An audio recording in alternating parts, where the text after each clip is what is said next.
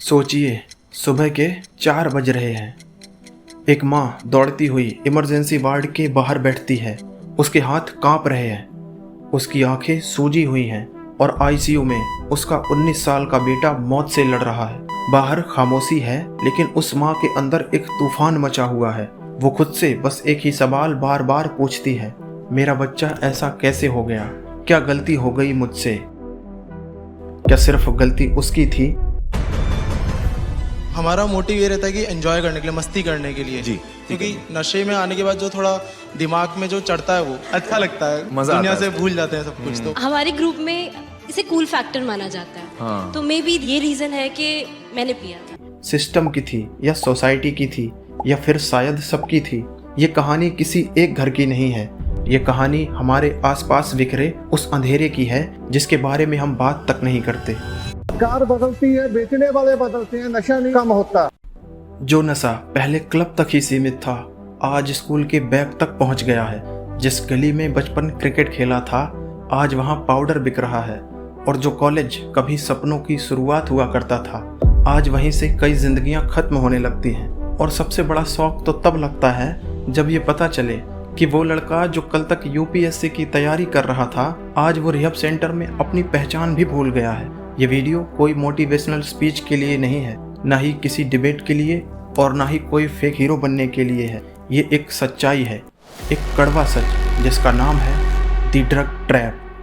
तो छुट्टी हो जाती थी तो साथ में दोस्तों के साथ मिलकर कभी सिगरेट वगैरह पी ली, तो धीरे धीरे हीरोइन पीने लग गए। सिगरेट के बाद चरस शुरू की, जिसको जॉइंट बोलते हैं, कूल बोलते हैं आज की डेट में। भारत के नौजवानों की बर्बादी का वो चैप्टर जो किताबों में नहीं, हेडलाइंस में दबा पड़ा है। आज भारत को यूथ कंट्री बोला जाता है और ये सिर्फ कहने की बात नहीं है।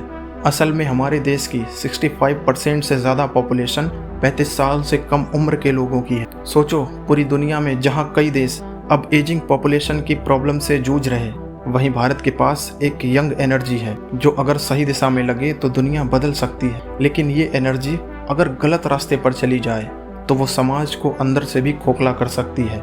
और असल में ये वही कर रहा है। नशा, ड्रग्स और एडिक्शन ये एक साइलेंट डिजास्टर बन चुका है। कोई ओपनली बात नहीं करता, लेकिन अंदर से सब टूट चुका है। पंजाब, जहाँ almost every third house hold किसी न किसी फॉर्म में ड्रग्स से जूझ रहा है। हिमाचल प्रदेश, जिसे देवभूमि तो कहा जाता है, लेकिन वहाँ के पहाड़ों में चरस और सिंथेटिक ड्रग्स का प्रोडक्शन क्वाइटली बढ़ता जा रहा है। हिमाचल में ऐसा क्या है कि चिट्टा की प्रॉब्लम इतनी फैल गई है? आजकल चिट्टा जो है ना, वो एक ट्रेंड है। नया उभरता हुआ बच्चा जो भी है ना, वो एकदम एक बार को क्या सुनेगा कि यार अच्छा वो चिट्टा पीते हैं, वाह क्या बात है, चिट्टा पीने वाले तो ऐसे होते हैं। चिट्टा पीने कैसे वाले होते हैं? मतलब कि उन्हें ऐसा लगता है कि एक रॉयल्टी है चिट्टा पीने में, क्योंकि महंगा ड्रग है, क्योंकि महंगा ड्रग है और एक्सक्लूसिव हो गया है, उसके चक्कर में। एक्सक्लूसिव हो चुका है। दिल्ली एनसीआर, जहां नाइट पार्टीज के नाम पर डिजाइनर ड्रग्स का गंदा मार्केट चल रहा है। Bangalore, Mumbai, Goa, the so called cool crowd का डोप सर्कल। ये सब कोई फिल्म का सीन नहीं, ये सब कुछ रियल है और आपके आसपास ही है। और मैं 12 जॉइंट पीता था एक दिन के। लोग 2 पी ले तो खत्म हो जाए। Smoking a joint and all that stuff, I mean today it's all legal. पर सवाल ये है कि हाउ दे गेट ट्रैप्ड। शुरुआत होती है क्यूरियोसिटी से, एक एक्साइटमेंट, एक नई चीज एक्सप्लोर करने की चाह में। कोई दोस्त कहता है कि भाई बस एक बार ट्राई कर, सारा स्ट्रेस उड़ जाएगा, पार्टीज में तो चलता ही है। इसमें एडिक्शन जैसी कोई चीज नहीं होती, बस शुरुआत वहीं हो जाती है। कई बार सिर्फ एक पफ, सिर्फ एक डोज, और धीरे धीरे नशा जिंदगी पर हावी होने लगता है। सबसे ज्यादा वल्नरेबल होते हैं फर्स्ट ईयर के कॉलेज फ्रेशर्स और 12th के ट्यूशन सेंटर्स वाले बच्चे, और वो सारे बच्चे भी जिनके आसपास थोड़ा सा भी प्रेशर और लोनलीनेस या फिर पीयर इन्फ्लुएंस होता है।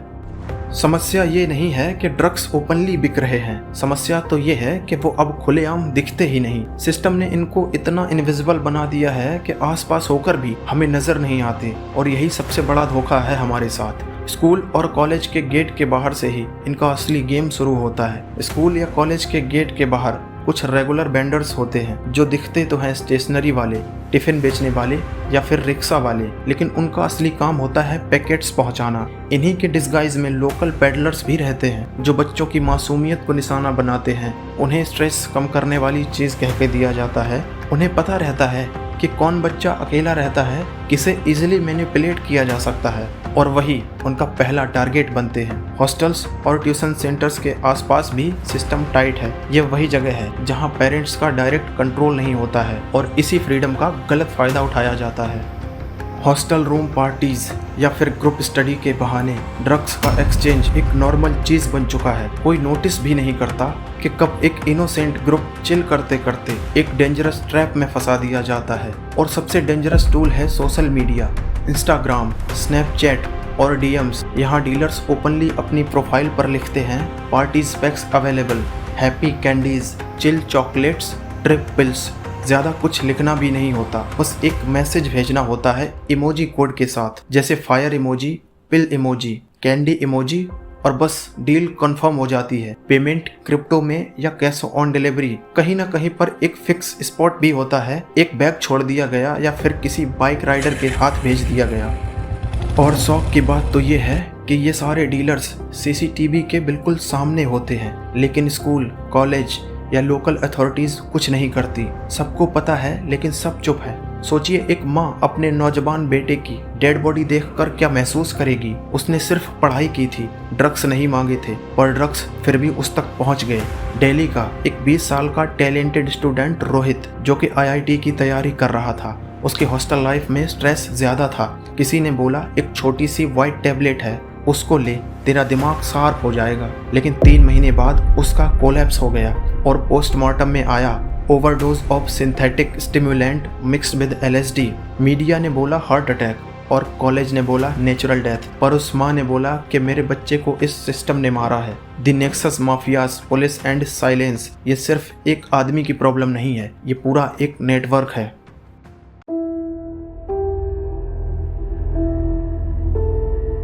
लोकल ड्रग पेडलर्स जो स्कूल स्टूडेंट तक सप्लाई पहुंचाते हैं, और इनके ऊपर रहते हैं एरिया लेवल डीलर्स जो शायद पुलिस को भी मंथली कट देते हैं, और उनके ऊपर होती है पॉलिटिकल प्रोटेक्शन, जहां illegal money legal vote bank में कन्वर्ट होती है। पंजाब के एक्स कॉप ने कुछ ऐसे संकेत दिए हैं कि जैसे उन्हें इग्नोर करने के ऑर्डर्स दिए गए थे। क्यों नहीं पुलिस पकड़ के, अगर चलो ये थाने में नहीं रख सकते, पकड़ के तो किसी यहाँ पे पुलिस का PCR है, कंट्रोल रूम का रिहैबिलिटेशन सेंटर, ये पकड़ के उनको वहाँ नहीं रह सकते। तो वहाँ पे कुछ पकड़ते, उनसे पैसे वैसे लेते, बोलते जाओ भागो यहाँ से। हिमाचल के विलेज में यूथ फार्मर के नाम पर चरस उगाते हैं। डेली रैप सीन्स में सिंथेटिक ड्रग्स पर किसी का कंट्रोल नहीं। ये सिस्टम को सब पता है, लेकिन ऐसा लगता है कि ये सिस्टम अंधा है।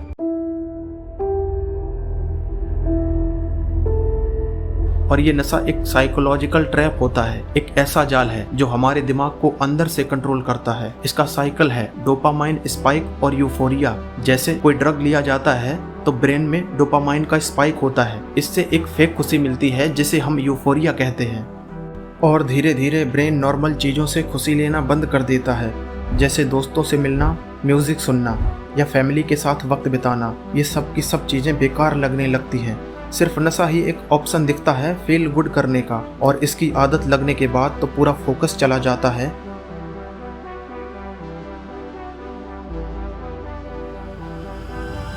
आंसू आ जाते हैं, किसी को डिहाइड्रेशन होती है, किसी को नाक से पानी आता है, कोई चल नहीं पाता है, उठ नहीं पाता है बंदा। मतलब थोड़ा सा सुई भी नहीं उठा पाता है बंदा, जब तक वो सब्सटेंस यूज नहीं करेगा वो एक सुई भी नहीं उठा पाता है। पढ़ाई या काम में बिल्कुल भी ध्यान नहीं लगता, मेमोरी वीक हो जाती है, चीज़ें याद नहीं रहती, बिल्कुल भूलने लग जाते हैं। एंगर, एंग्जाइटी, डिप्रेशन, मूड हर वक्त ऑफ रहता है, छोटी छोटी बातों पर गुस्सा आने लगता है, और एक्सट्रीम केसेस में डेथ। ये एक साइंस बेस्ड एडिक्शन साइकिल है जो शुरुआत में तो थ्रिल देता है, लेकिन ब्रेन उस डोपामाइन का आदी हो जाता है और एंड में इसके बिना जीना मुश्किल हो जाता है। और इस सब का एक बड़ा कारण है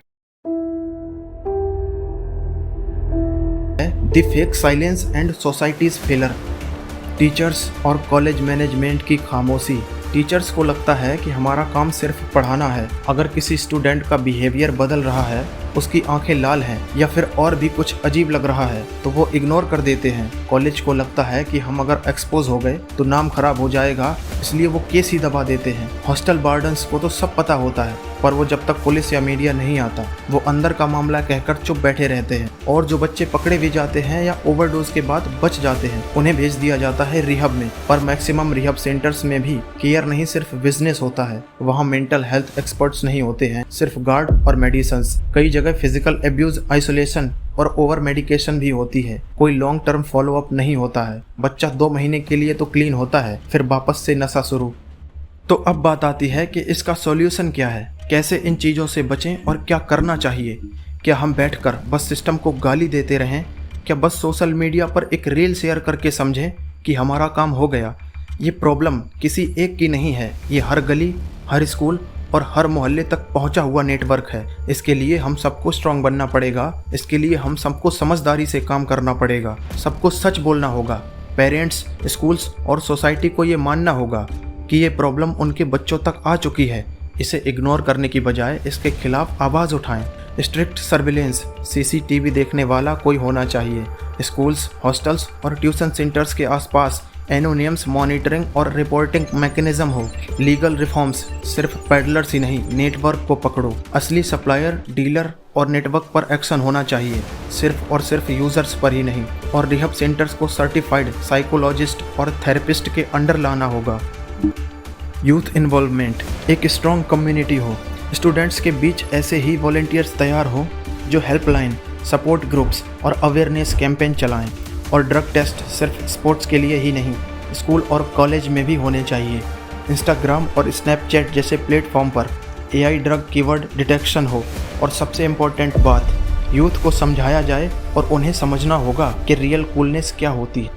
अगर आप ये वीडियो देख रहे हैं और आपको लगता है कि किसी और की प्रॉब्लम है तो याद रखना कि नशे की मार्केट का टारगेट ही वो लोग हैं जिनके सपने बड़े होते हैं। मैं बस इतना कहना चाहूँगा कि ड्रग्स की प्रॉब्लम रियल है और हमारे आसपास है, और शायद आपके फ्रेंड सर्कल में भी, स्कूल या कॉलेज में, या किसी ऐसे इंसान के साथ जो हर वक्त मुस्कुराता तो है पर अंदर से टूट रहा है। और आपको लगता है कि किसी की लाइफ में ऐसा कुछ चल रहा है तो चुप मत रहिए। कई बार एक ऑनेस्ट बात किसी की जिंदगी बचा सकती है। और अगर आपको लगा है कि इसमें कुछ सच था, इस वीडियो में कुछ इम्पोर्टेंट था, तो वीडियो को लाइक करो और शेयर करो। मिलते हैं अगले वीडियो में एक और असली कहानी, एक और असली सच के साथ। तब तक के लिए ख्याल रखो और खुद के साथ ऑनेस्ट रहो।